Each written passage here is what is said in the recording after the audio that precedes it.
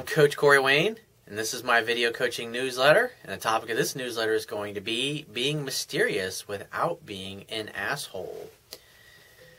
Well, it's a subtle balance between learning how to be mysterious and also being yourself, so it causes women to find you fascinating and more interesting and want to get to know more about you.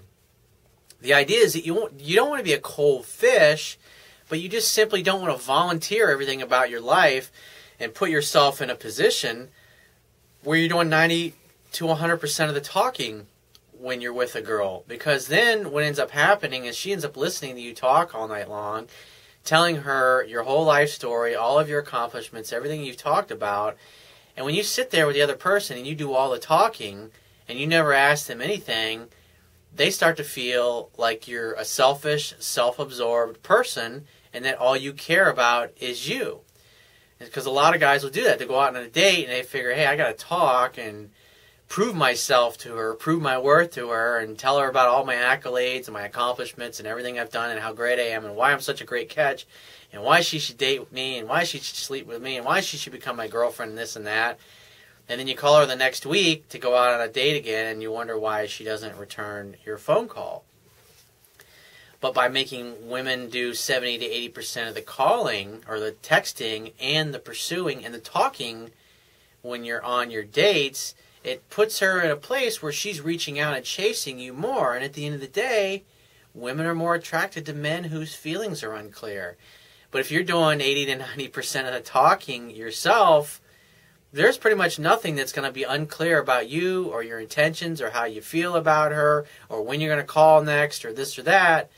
And that's boring to a woman because she knows she can always have you. And so if a girl goes out on a weekend, really beautiful girl, and say she gets 5 different dudes that she gives her number to, and it's like all those guys are blowing up her phone except maybe the one that she met the previous week that she only talked to briefly on the phone. Maybe met him out for a quick drink for an hour or two, and then he had to run. He was on to something else because he was busy or whatever, but they made out passionately when he walked her to her car.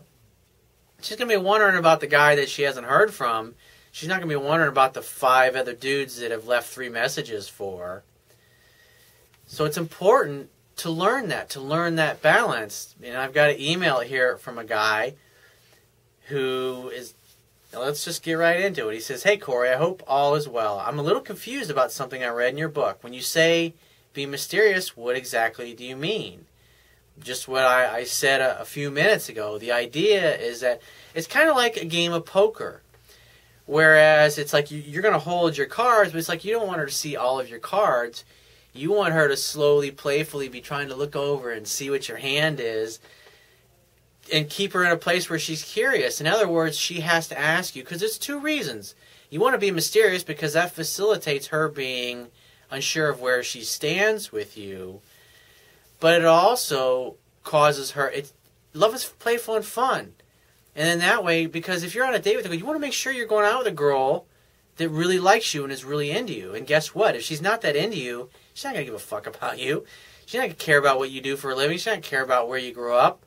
And so you might ask her questions, and then she's just going to give you a few word answers, and she'll never ask you anything about yourself. These are all important things. Why? Because most guys bullshit themselves when they go out on a date. They think, hey, if she's with me, I got her. She's mine. She wants me. And they ignore the fact that she's not very affectionate, that she never calls them, that she never asks them any questions, because there are women that will, as you can call them, a professional dater, if you will. They'll go out on dates with guys because it's better than staying at home looking at the 4 walls. They'll go out with guys that they have no romantic interest in because it's better to stay at home. And plus they think, hey, maybe he's got a good-looking friend, or maybe I'll meet some other dude out. I mean, I went out on a date with a girl probably about 14, 15 years ago when I was still in the dark about this stuff and was still trying to learn. And I come back from the bathroom. The date really wasn't going that great. And I looking back on it, I was acting so needy.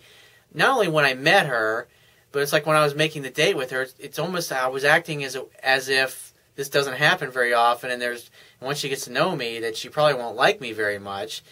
And so it was like the way I went about asking her out, it was just so much where I was unsure that she was going to say yes or want to go out with me or that she would like me. And so by the end, after we'd gone to dinner, we went to this other place to have some drinks, and I come back after going to the bathroom, and I see her sliding her number to some other dude at the bar, and I get back, and she's just still talking to the guy, like, and just ignored me. It was like 3 minutes had gone by, and then she's like, "Oh, this is Corey." And I'm thinking, I wanted to just fucking leave the chick right there, but I mean, that was one of those tough lessons that you learn, and you learn the hard way. But that's what I'm trying to help the average guy overcome, is being yourself, but not be too revealing to the point where you end up talking the whole time, and you learn nothing about her, and you never give her a chance to ask you about you, so you end up taking the girl home, and maybe she kisses you, or maybe she turns her head, and you're thinking, oh, hey, I got a chance with this girl, but it's like you ignore the fact, because it's like I see these emails from guys all the time doing the same kind of things I used to do. It's like we have one-track minds because we're men, we're all driven to achieve, and we just completely bullshit ourselves into thinking we've got more of a chance with a girl than we do, or being observant of her behavior and then modifying our own behavior to say, you know what, I was acting a little needy, I was pursuing a little too much, I'm making too much of an effort, I realized that I've been talking the whole evening, and then you're able to back up and switch it back to her talking and doing most of the talking because you're the one asking the questions. And then so you can go from totally screwing up the first half of the date to the last half of the date when it really matters anyways, because what's really going to matter is when you end the date with a girl and you kiss her. It's like really what happens. The first part of the date could be great, but if you're fucking up the last part of the date, that's what she's going to remember. Because when you take her home or you walk her to her car or whatever, if you had met someplace, she's going to remember how she was feeling at the end of the date, not so much the beginning of the date. So that's why it's important to be cognizant and aware of what's going on, what she's doing, what she's saying, and being observant and being realistic and being unattached to what's going on so you can remain objective. Because if you get to the point, especially like when you're on a date with a girl you really like, you just totally bullshit yourself and thinking, hey, she's with me, she's got to feel the same way because I know I'm feeling fucking pretty awesome about this date. And you ignore the fact that she's got a fucking scowl on her face and that she's not trying very hard because you're so bowled over by her beauty and her sex appeal. But you ignore the fact that she's kind of being an ass to you or she's being a little rude or whatever. I mean, it's just amazing the things that we guys do to ourselves to bullshit ourselves and to think we got a better chance than we do. He says, I've been dating this girl for a number of weeks now, and I'm not super into her, but she's a nice girl and fun to hang out with. I've been kind of coming off as an asshole towards her, and I feel bad because that's not really me. I'm a good guy, and I try to be nice and respectful, but while I was applying the mysteriousness and the hard to get, I've been coming off as an asshole. How would I be mysterious and not an asshole at the same time? The idea is to be cocky and charming, not be, I didn't say be an asshole and be charming. When I say cocky, it's being confident, it's being sure of yourself, it's being playful and having fun, not being mean in your jokes and your teasing, but being good-natured and saying it with a smile or a James Bond smirk on your face. He said, she finally said she couldn't be with me anymore, and I just told her okay, and I don't blame her because my mind and emotions aren't really right at this moment in time. I'm not trying to come off as weak when I said that, it was just the truth. Well, it didn't help your case, dude. I'm not ready for a relationship just yet since I'm still trying to sort through everything that's happened with my ex-girlfriend, although she was a good stepping stone to help me get over my ex. So how can I still be myself but not be an asshole that doesn't tell her much of anything about myself? Well, I think I've covered that pretty much earlier in this video. But you got to practice. And the idea is that the other thing is that you want to go out with women that you like. And this particular girl, you're going out with her because she says yes to her, but you're kind of being a dick to her when you're with her. And so when you take her home or you walk her to her car, she's walking away thinking, well, that guy was a real fucking dick. He was really mean to me. He wasn't very nice. He wasn't cool. He was full of himself. He thought he was a shit, and he really wasn't all that. And so that's why she told you what she told you. But just like you said yourself, it was a good stepping stone. So just get out there, get back on the horse, and try again.